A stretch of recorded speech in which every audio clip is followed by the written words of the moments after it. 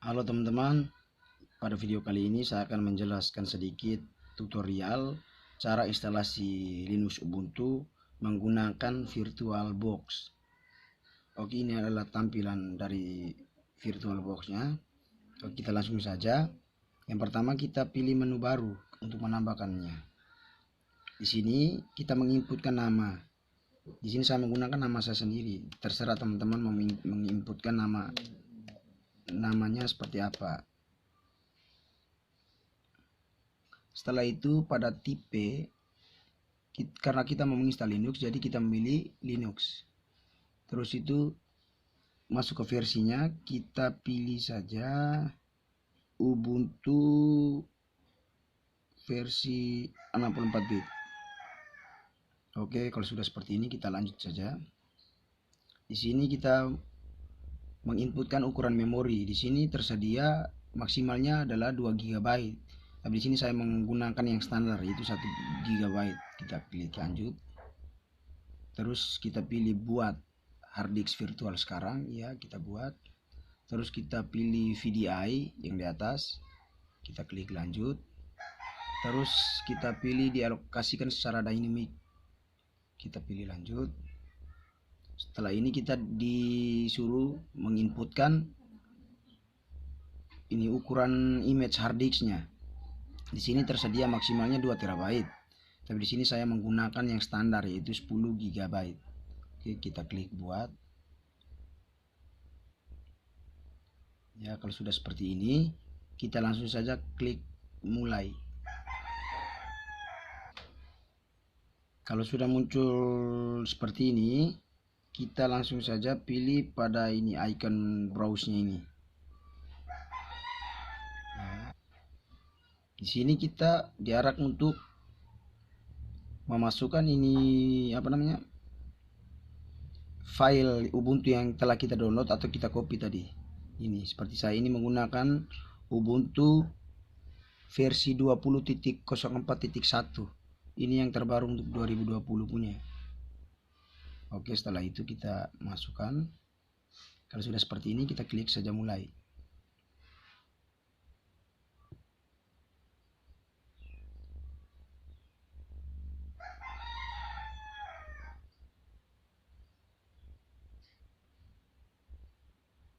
Ya, di sini dia sudah masuk pada proses checking disknya. Karena membutuhkan waktu beberapa saat, jadi saya skip saja videonya sampai akhir pencekingan disk ini.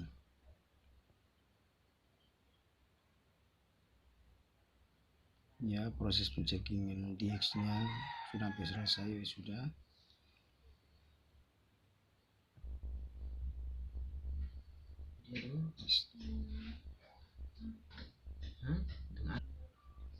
Ya, ini adalah tampilan background dari Ubuntu 20.04.1. Seperti ini teman-teman. Oke, kita sudah masuk pada menu penginstalannya. Di sini kita pilih bahasanya, kita menggunakan bahasa default saja, English. Di sini ada terdapat dua menu. Yang pertama try Ubuntu dan kedua install Ubuntu. Kalau kita memilih menu try Ubuntu berarti kita cuma menjalankan Ubuntunya hanya demonya saja tanpa menginstal. Kalau kita mau menginstal berarti kita pilih install Ubuntu. Di sini karena saya mau menginstal, jadi saya pilih saja install Ubuntu. Kita klik saja. Ya, kita masuk pada menu keyboard layoutnya. Jadi kita di sini kita pakai default saja seperti ini teman-teman. Setelah itu kita klik continue.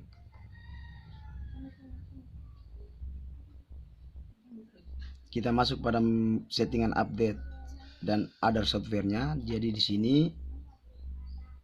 sini saya memilih normal installation seperti ini karena baru pertama kali saya menginstal Ubuntu. Karena di sini ada ini yang diinstal ini adalah web browser, utilities-nya, office software-nya, games dan media player-nya. Jadi karena baru pertama kali saya menginstal Ubuntu, jadi saya memilih menu ini. Oke, jadi langsung saja kita klik continue. Ya, sekarang kita akan memilih tipe instalasinya. Karena di sini memang sudah dijelaskan tadi bahwa saya baru pertama kali menginstal Ubuntu, jadi saya memilih ini. Menu erase disk eras disk dan install Ubuntu ini, teman-teman. Seperti teman-teman lihat di sini. Langsung saja kita klik install now. Ya, di sini kita langsung saja klik continue untuk melanjutkan proses instalasinya, teman-teman. Oke, di sini di mana ada menu yang mengatakan bahwa where are you, di mana kamu berada. Jadi di sini saya memilih di Makassar, teman-teman, karena saya di Indonesia bagian tengah, jadi saya pilih saja Makassar. Nanti teman-teman sesuaikan dengan posisi teman-teman berada. Oke, setelah itu kita klik continue. Pada menu ini kita disuruh untuk menginput nama, username, dan passwordnya, teman-teman. Jadi sini nama saya mau tetap menggunakan nama pada awal tadi, yaitu nama saya sendiri.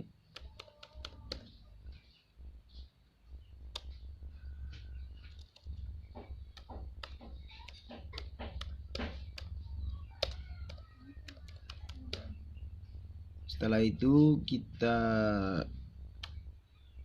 masukkan password. Jadi password terserah teman-teman saja.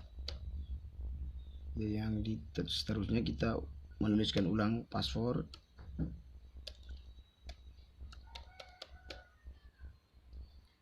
Oke, setelah itu langsung saja kita klik continue. Ya, kita sudah masuk pada proses penginstalannya. Di sini membutuhkan waktu beberapa saat. Jadi saya langsung saja skip videonya sampai pada mendekati akhir dari penginstalan ini agar tidak memperlambat atau tidak membutuhkan waktu yang lama juga untuk kita menunggu. Oke.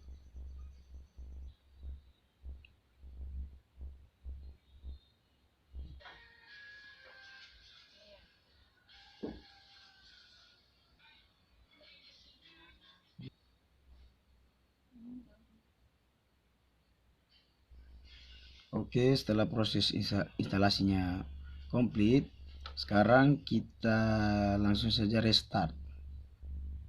Kita klik restart.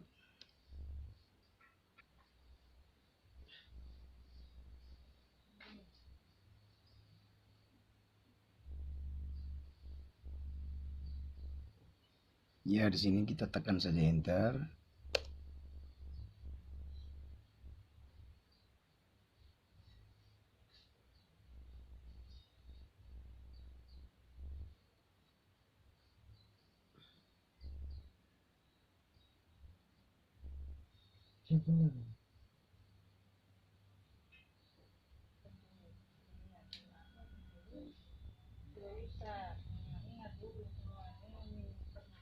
Ya, sekarang kita sudah masuk pada bagian utama Ubuntu-nya. Oke, kita perbesar dulu layarnya.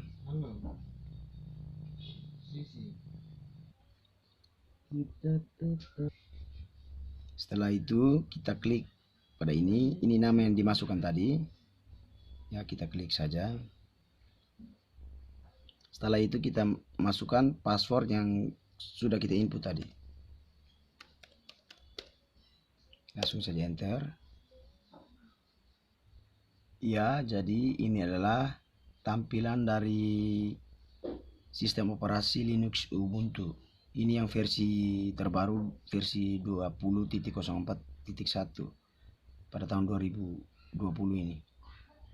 Ya, seperti ini. Setelah itu kita kalau mau kita connect dengan Google bisa, connect dengan Ubuntu single sign on juga bisa, Nextcloud dan Microsoft juga bisa.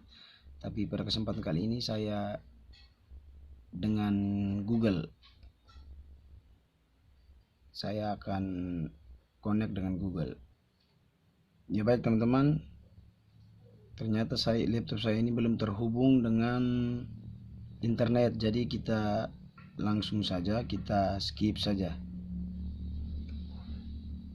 Oke, setelah itu kita next saja. Ya, kita next lagi.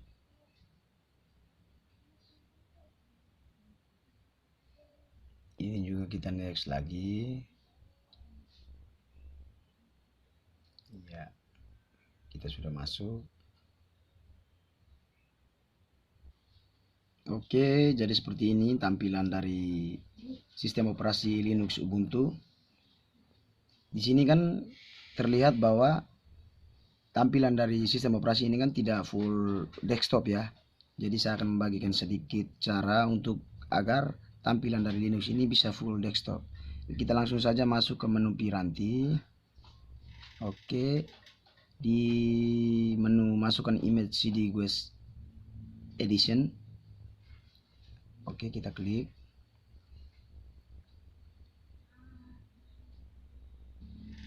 Setelah muncul kotak dialog seperti ini, kita klik saja Run.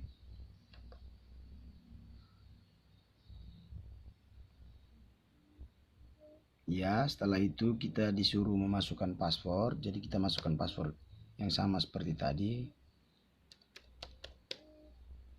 Langsung kita authenticate.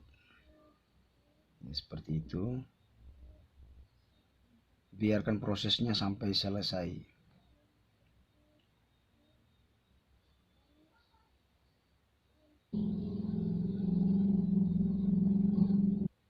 Ya, sudah terlihat dia full screen.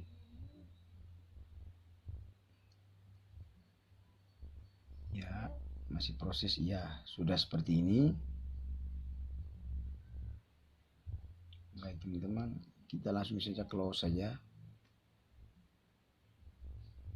Ya, jadi sekarang tampilan dari Linux Ubuntu ini sudah full desktop ya teman-teman. Oke, jadi seperti itu saja sedikit tutorial yang saya berikan untuk instalasi Linux Ubuntu ini. Ini adalah Linux Ubuntu versi 20.04.1. Oke, dari sini saya akan menjelaskan sedikit perbedaan dari sistem operasi Linux Ubuntu ini sendiri dengan sistem operasi lainnya. Di sini saya membuat perbedaan atau perbandingan antar Linux Ubuntu ini dengan Microsoft. Ya, di sini ada 5 perbedaan. Menurut saya ada 5 perbedaan. Yang pertama itu adalah harga, yang kedua itu instalasi, yang ketiga modifikasi, yang keempat keamanan, dan yang kelima dari segi desain. Oke, yang pertama dari segi harga. Saat ini pengguna yang menggunakan Windows 7 atau Windows 8 akan mendapatkan Windows 10 secara gratis pada tahun pertama, seperti yang telah diumumkan oleh Microsoft.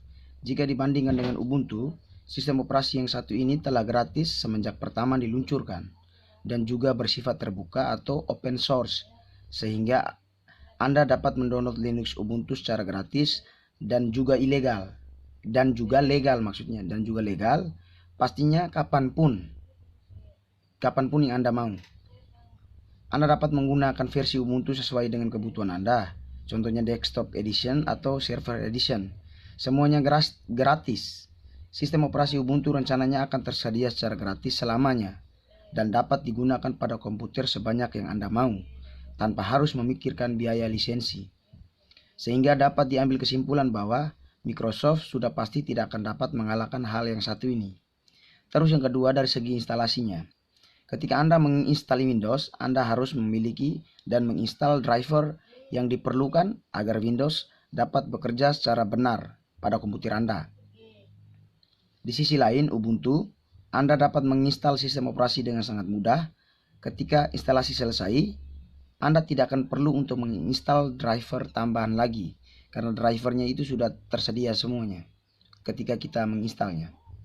Terus pada yang ketiga, dari segi yang ketiga ya pada segi modifikasi.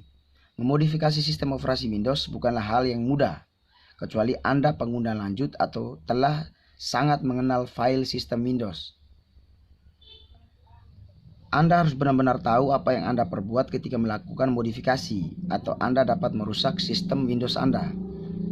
Namun dengan Ubuntu, Anda dapat belajar bagaimana cara memodifikasi Ubuntu Anda dengan mudah agar memiliki tampilan seperti yang Anda inginkan dengan bantuan pencarian Google.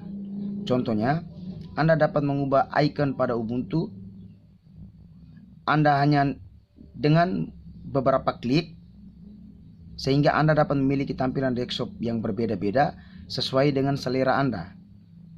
Dan dengan bantuan aplikasi Unity Tweak Tool, Anda dapat menyimpan pengaturan modifikasi Anda, semisal Anda ingin menggunakannya lagi suatu saat nanti.